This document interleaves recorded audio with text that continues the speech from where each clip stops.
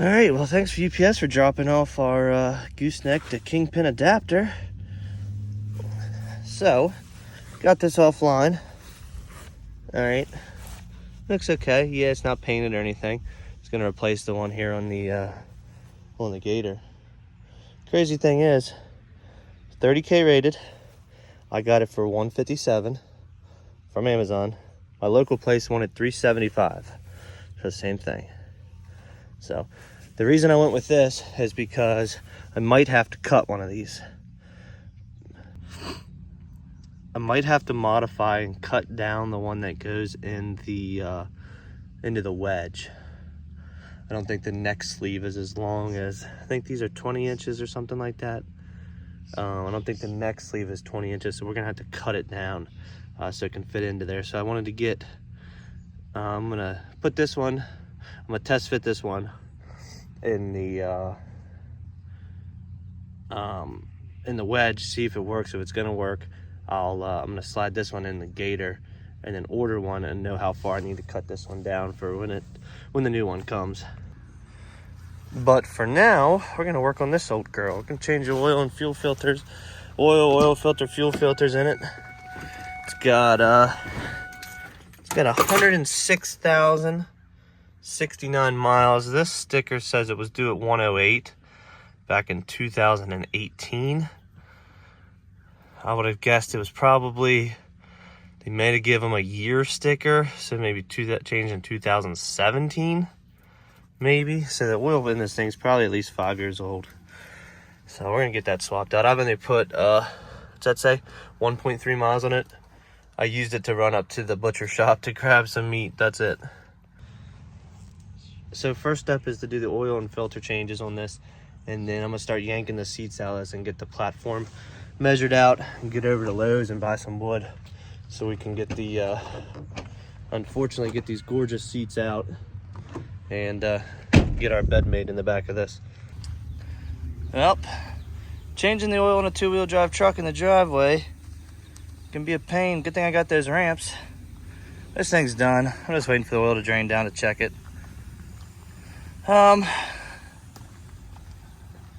Check out my new wheels. Woo-wee. 22s on the old lady's car. Got a set of brand new OE wheels, 22-inch snowflakes on Michelin Defenders, brand new. Stopped and saw the guys at Dirty Diesels up there in it's like Birdsboro, Pennsylvania now, around Reading.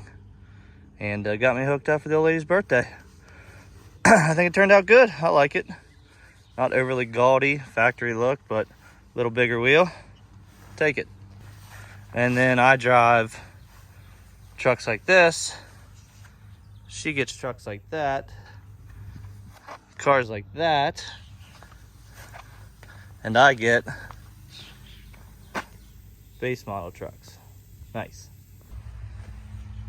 Now I got to get the retired work truck all cleaned up. Get our wash chems, get our electric pressure washer, little no-touch soap.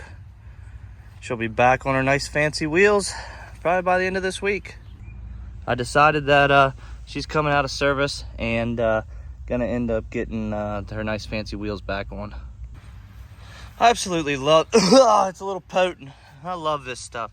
Just eats away everything. All dirt, bugs, grime, tar. Just spray it on the foam can, spray it right back off. It really is a shame to take these seats out. Look how good a condition they're in. We're getting the back seat prepped. Got all our wood cut down, ready to make us a bed. Gonna get these rails out. This end one out, or this little tray. That end one. Cut myself up and vacuum this out. We'll get making the bed. Well, nothing like hoofing it on the job. My customer's got a house back here, but they locked the gate. And he left me a key back here at his property. So he got to walk to get back here. And Gotta try to find the key, see where he said he left it, but it's a beautiful day out here, and it's also the 7-3's first day on the job. And since everybody's asking my opinion on the whole tow piglet situation, I talked to Alex before he posted the video, and you know, I see where he's coming from, and I'm gonna do a review of his video on my main channel, the Hotshot Haulers page. So give me a couple days, it'll be up. Sounds like the army's coming in, freaking helicopters. I'm just looking to try to find this guy's property because you can't really see the driveway or the house from the road. So hell, I'll end up missing it and walking right by it or something. Well, gate's not big enough to back into. Car barely pushes in reverse. Let's pull her back some.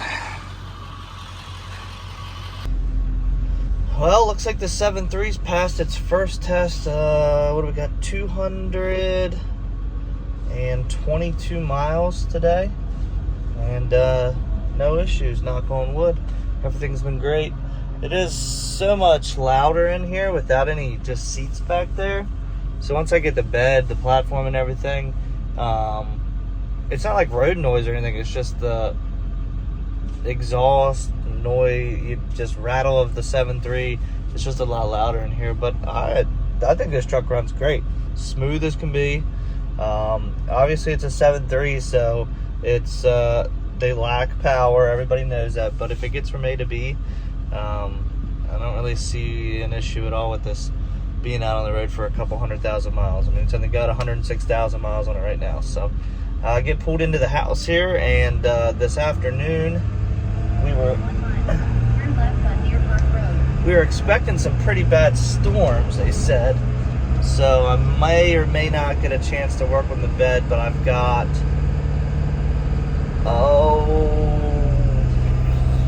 5 days or so to get it done before I actually take this out on the road on quite a long trip. Much more about that to come, but I'm just gonna be bebopping around, doing some little odds and ends, and putting probably, I'd say, 500-600 miles on this thing before I actually take it out on the road. And it gets new tires. These are the tires that are dry rotted and everything, but I didn't want to go spending a bunch of money on tires before I you know, made sure this thing didn't have major issues. So I did call and get ahead and get tires ordered.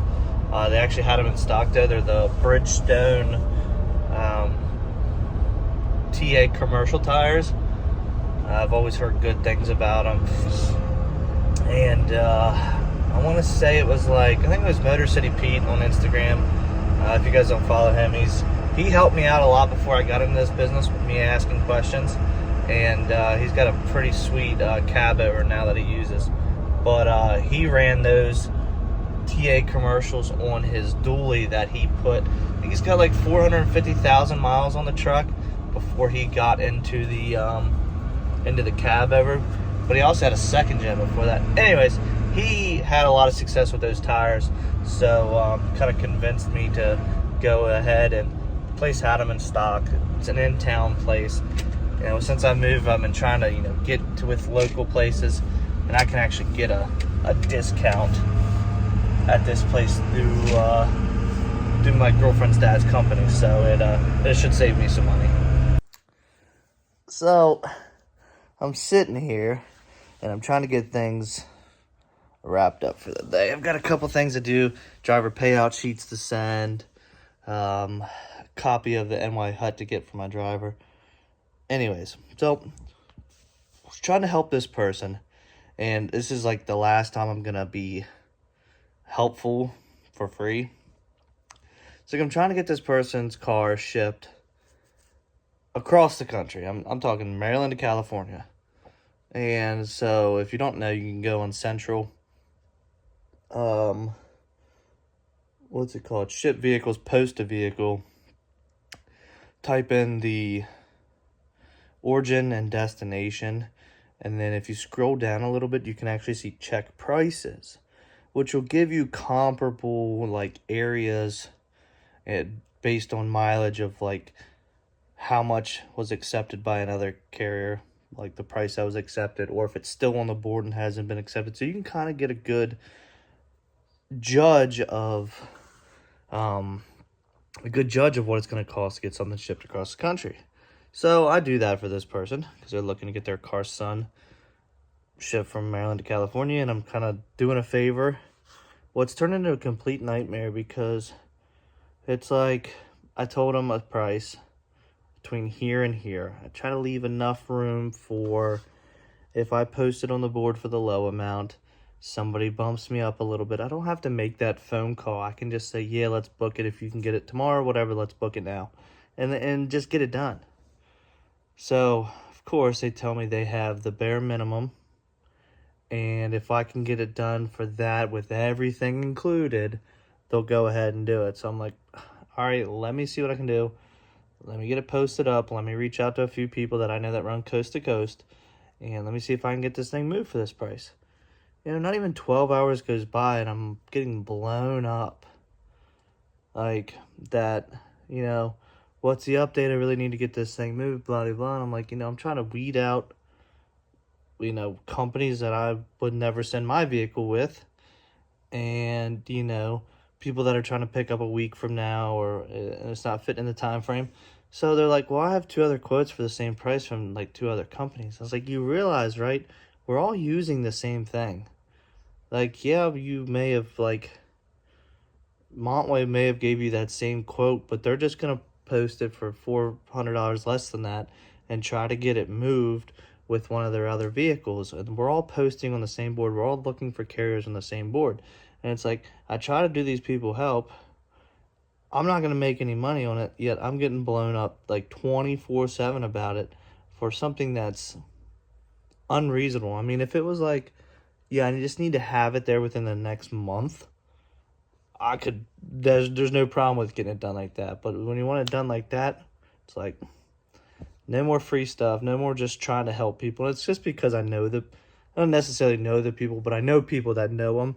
So I'm just trying to be like, if someone brings up my name in a conversation or something along those lines, you know, it's always in good faith, or someone is always like, hey, yeah, he got this done for me. Maybe he can help you with what you want. And it could turn into more business, but it ends up just causing you stress that is, I already have enough stress, trust me. But see you guys on the next one.